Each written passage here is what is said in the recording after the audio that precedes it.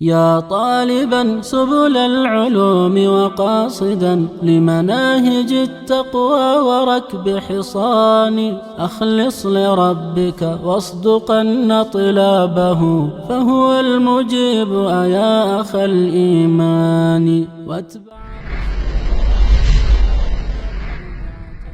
مآل ذي بدع إلى خسران وتزودن نوافلا السلام علیکم ورحمۃ اللہ وبرکاتہ۔ سوال ہے کہ حالت حیض میں اگر کوئی آدمی طلاق دے تو قرآن میں آتا ہے کہ 3 حیض عدت ہوتی ہے طلاق کی، تو کیا یہ والا حیض جس میں طلاق دی گئی ہے یہ شمار ہوگا عدت میں یا نہیں؟ وعلیکم السلام ورحمۃ اللہ وبرکاتہ۔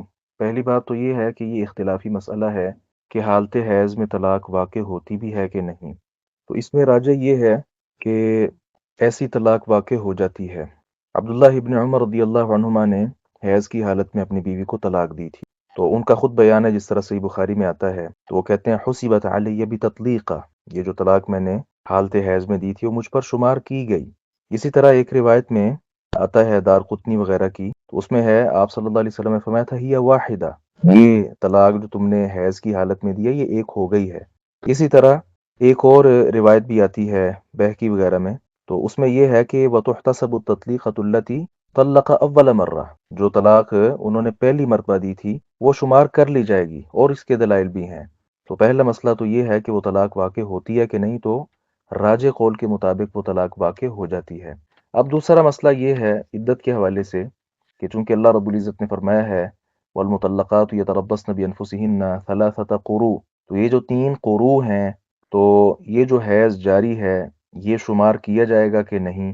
تو اس میں جو امام ابن قدامہ المقدسی نے اپنی کتاب المغنی میں ذکر کیا ہے وہ تو یہی ہے کہ یہ حیض جو ہے وَلَا تَحْتَسِبُ بِتِلْكَ الْحَيْضَةِ مِنْ عِدَّتِهَا، یہ جو حیض جاری ہوگا وہ شمار نہیں کیا جائے گا۔ وَتَحْتَاجَ أَن تَعْتَدَّ بِثَلَاثِ حِيَضْ بَعْدَهَا، اور اس کے بعد جو 3 حیض ہوں گے وہ شمار کیے جائیں گے۔ امام ابن قدامہ رحمہ اللہ کی رائے اس حوالے سے یہ ہے، اور یہی رائے درست ہے، واللہ تعالی اعلم۔